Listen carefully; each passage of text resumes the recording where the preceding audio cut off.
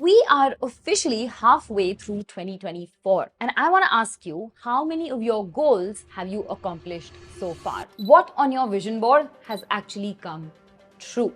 Now, the fact that you clicked on this video tells me that maybe you have not gotten very far. Maybe you didn't even start. And that is the case with a lot of us. We create our resolutions and our vision boards at the beginning of the year, but then as the days go by, we just forget about them. And then at the end of the year, we wonder why we have made no progress at all. So, if you don't want this to be another wasted year, you have to keep on watching, because I am going to teach you how to set out on a journey where you fearlessly pursue your goals, you do the things that you really want to do, and you become the best version of yourself in the next 6 months. I want you to overcome your self-doubt, break your habits of mediocrity, and truly create a life that you love. And the 6 steps that I'm going to give you in this video will help you do exactly that. So grab your notebook, grab a cup of coffee if you're watching it during the day, and hit that thumbs up because that helps the algorithm. And let's get started. The reason that you are not able to achieve your goals is not because you are not disciplined. It's because you don't have clarity on what to be disciplined about. Tell me if this resonates with you. You want to earn more money, you want to get fit, you want to eat clean, you want to have great relationships, you want to spend your weekends with your friends, you also want to focus on your hobbies, and you also want to start a side hustle all at the same time. And so, you do not end up making progress in any single direction. This is because your attention, your focus is divided. Attention is like water.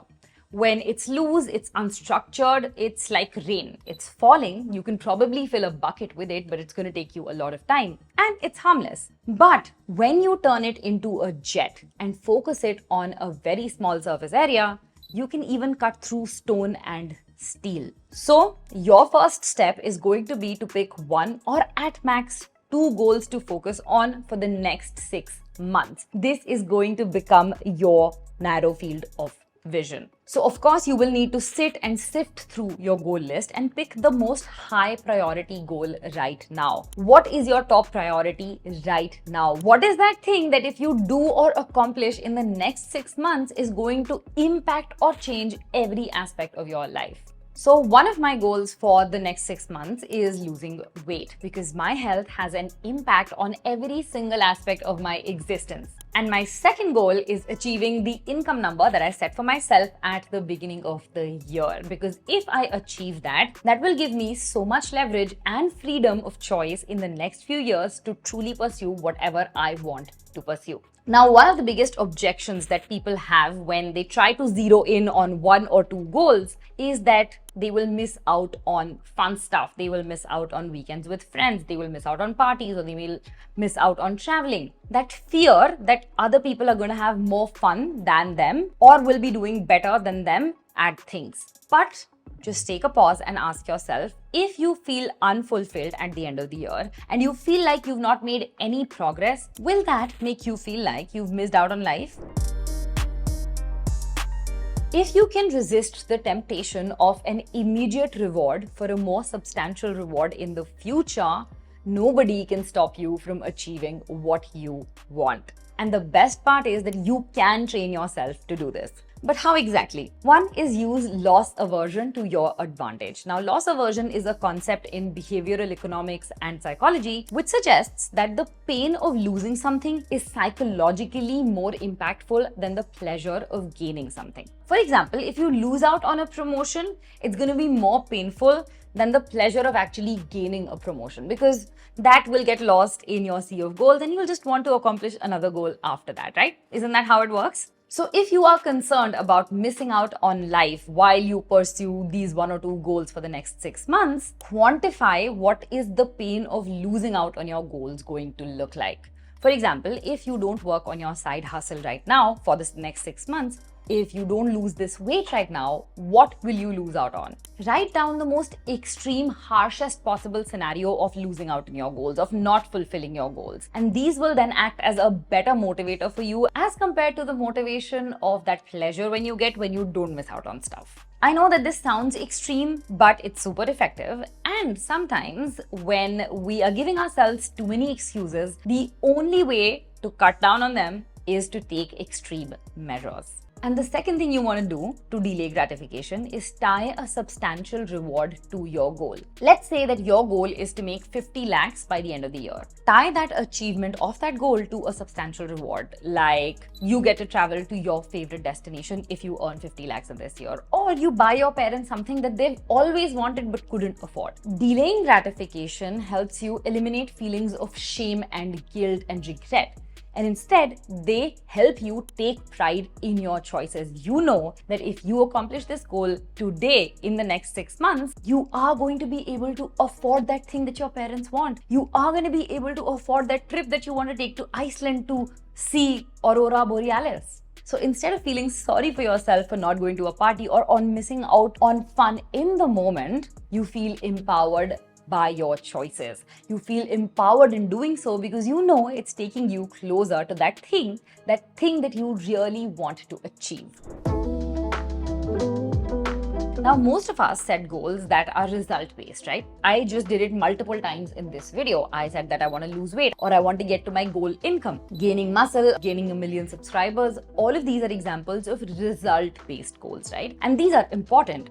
They tell us what we truly desire, what we need to focus our energy on. But the reason that most of us are never able to achieve these goals is because 1, they are vague, and 2, they are not measurable. So for the next 6 months, what you want to do instead is quantify your goals and then break that large goal down into a series of actions that are actually measurable. For example, let's say that you want to lose weight. Step 1, how much weight do you want to lose? Let's say that it's 10 kilos, right? Great. Now, what actions do you need to take every day to get there in 6 months? You will need to eat in a calorie deficit, obviously. You will need to work out regularly. Sounds more structured, but this is still vague. So quantify it further. How many calories should you eat? So let's say you do your BMR calculations and that comes down to 1500 calories daily. Now, this is super specific. You know that you need to eat 1500 or less calories every single day to be able to lose 10 kilos in the next 6 months, right? And then you can actually track it on a food tracking app. You can measure your food intake every single day to know whether you are taking that action that you need to take every single day.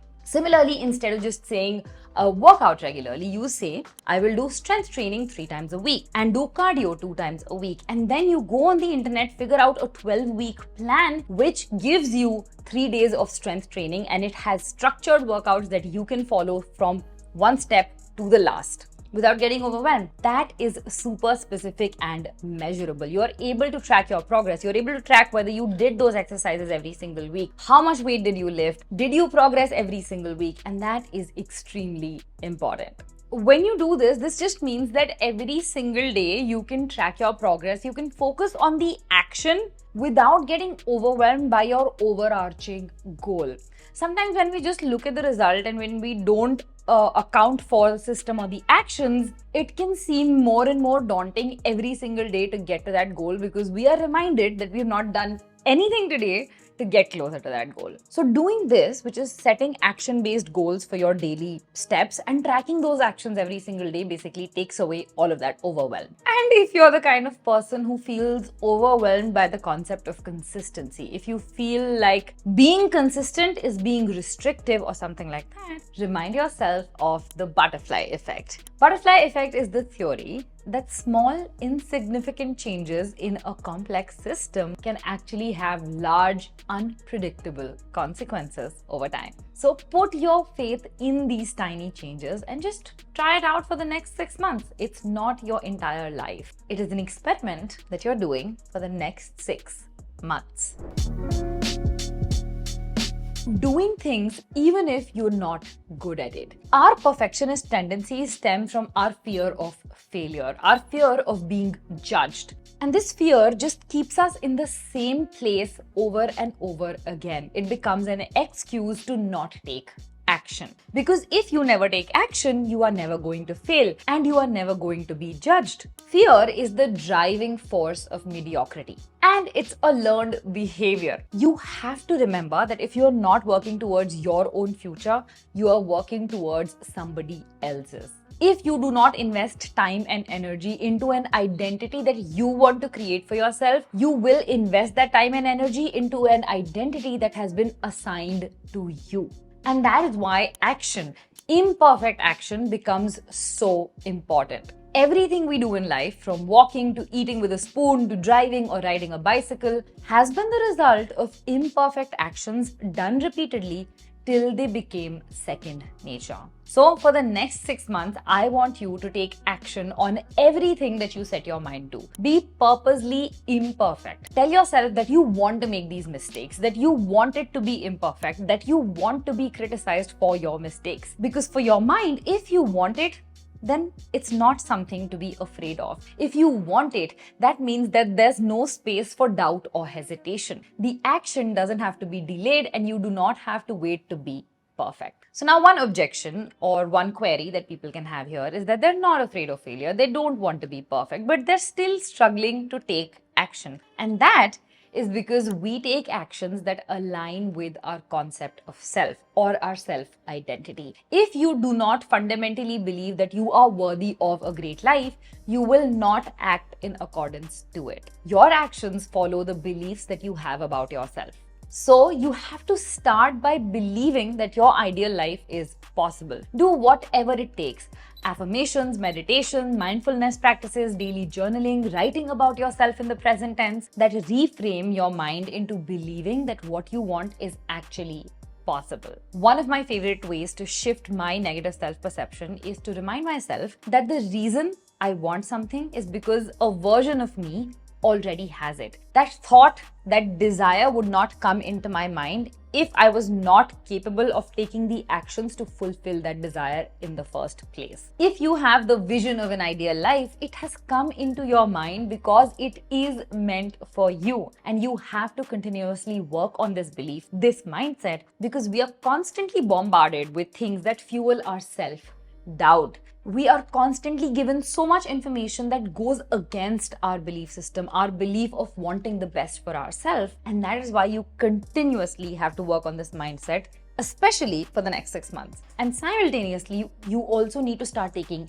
action, acting like your ideal self. Start taking the actions that your ideal self will take. And do it on a smaller scale if you feel overwhelmed. If you feel like you need time to build up, start small, but start taking action right now. For example, if your ideal self is a writer, they are going to be writing every single day, right? That's what writers do. But if you're not there yet and you want to get there, what is the first step that you need to take? You need to start writing. It does not have to be for 4 hours a day. It can just be for 10 minutes a day, but you need to start incorporating that action into your life right now because it also creates that identity shift for you. Plus, taking continuous action makes you invest mental energy towards your goals, right? This basically makes you want to continue making effort in that direction. For example, if you have been eating clean for a month, you will want to continue eating clean because you do not want to ruin your progress by one temptation or one craving. Now, this is the positive effect of the sunk cost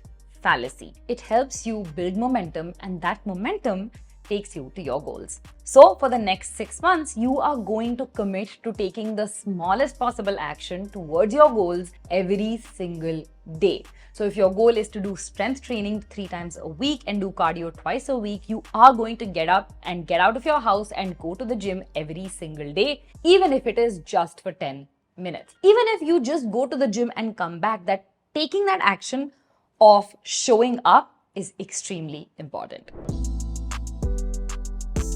Romanticize your routine and gamify your hard work.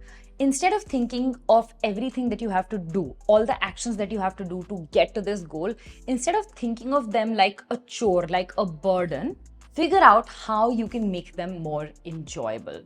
You are not going to do something for the long term if you do not find it fun. For instance, on my fitness journey, I like to make pretty looking food. I like to decorate my plate aesthetically because that makes me feel nice. I also like to take pictures of my food because that makes me feel invested. That makes that process of eating clean fun for me. I like to close all the rings on my Apple Watch, and that is a process that I use to gamify my workouts, and that makes it a lot more fun. I also use the tracking feature to compete with other friends, and that's also a huge motivator. So I have found these little hacks that make this entire process more fun for me, and that helps me stick to it longer and better. Similarly, when it comes to work, I love checking off my to-do list at the end of the day, and it makes me feel like I've made so much progress towards my goals. I also like doing this level up playing thing, which is sort of what happens in video games, where when I am on my journey towards a particular goal, I think of each milestone as a level.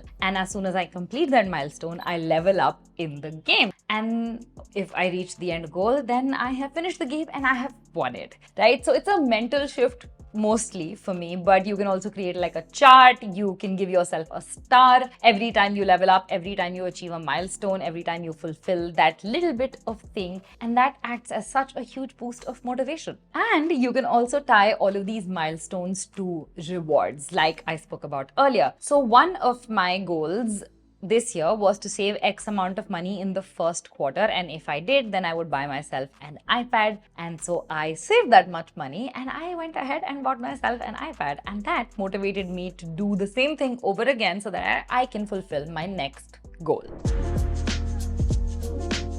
Now, despite everything, despite all of these methods that we have put in place, there are still going to be days where you have setbacks. There are still going to be days when you do not achieve what you set out to achieve.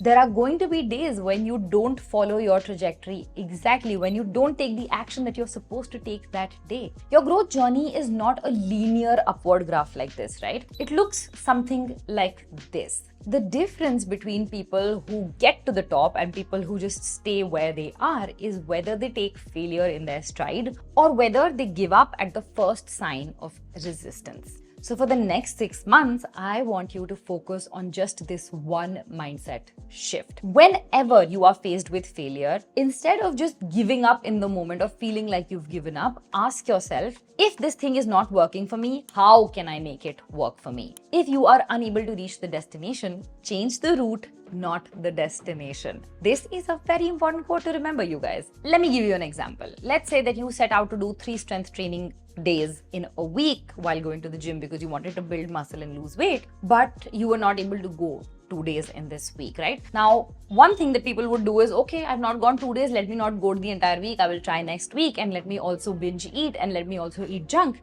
That is an example of giving up in the moment. But you don't want to do that. You don't want to give up right there and then, and you don't want to skip out on all of the rest of your progress. What you want to do instead, well, this week I was not able to go to the gym 5 days. I was only able to go 3 days. But why was I not able to go for all the 5 days? How can I adjust my schedule? How can I adjust my gym timing? What can I do in my day-to-day life that allows me to fulfill that goal of going to the gym 5 times a week? What is it that I can do to make it work for me? And that is the question you have to ask yourself every time you feel like throwing in the towel, you feel like giving up and just losing out on all your progress, right? See, failure on your path is basically a signal that something needs to change. It's not a label that stays with you forever. If you failed at something, you are not a failure. It just means that you failed at that thing. Another thing failure does is it gives you chances to pivot. It tells you what's not working and how you can redirect to actually make it work for you. So for example, I have 2 failed businesses at this point in time. I have quit my job over 5-6 times. I have had 10 different freelancing gigs before getting to this stage in my life. Those are all of the things that actually helped me reach here to do what I am doing at present. But I never would have gotten here if those failures didn't happen in the first place. They would never have let me pivot and figure out what is my actual path in life. And that is why failures are so important, and to treat them as lessons is even more important. Step 1, start by picking 1 or 2 goals that you want to focus on for the next 6 months. Treat these like an experiment. You are giving yourself 6 months of your life. That's peanuts when it compares to the entire duration of the rest of your life. Step 2, you are going to create a list of 3 super specific actions that are going to help you get to these goals the fastest. For instance, if you want to lose weight, your 3 actions are going to be eating 1500 calories per day, strength training 3 times a week, and cardio 3 times a week. Super specific action-based goals that you can track. Step 3, create a list of the smallest possible action that you need to take for you to check it off as something that you've done towards your goal today, right? So again, let's take the weight loss example. This can look like working out for just 10 minutes every single day. Even though you're supposed to go to the gym for an hour every day, 10 minutes is your baseline, right? So no matter what, 10 minutes to karna hi hai. In terms of calories, this can look like not going over 1600 calories no matter what. Now, this is the smallest action that you need to take every single day. Ye to karna hi hai, regardless of whatever happens, right? Step 4, you are not going to give up even if there is a break in your schedule, even if you didn't take that action that day. Even if there is a setback, you are going to ask yourself, how can I make this work for myself? And then figure out that path, pivot, and take that action. You are going to get back to routine the next day. You are not going to skip at the first sign of resistance. I am actually going to wait for you to come back and give me an update on this video in the next 6 months about what goal you accomplished and which of these steps actually worked out the best for you. Now, if you want even more motivation, go ahead and check out this video next. And I am going to see you very, very soon in the next one, my lovelies. Bye.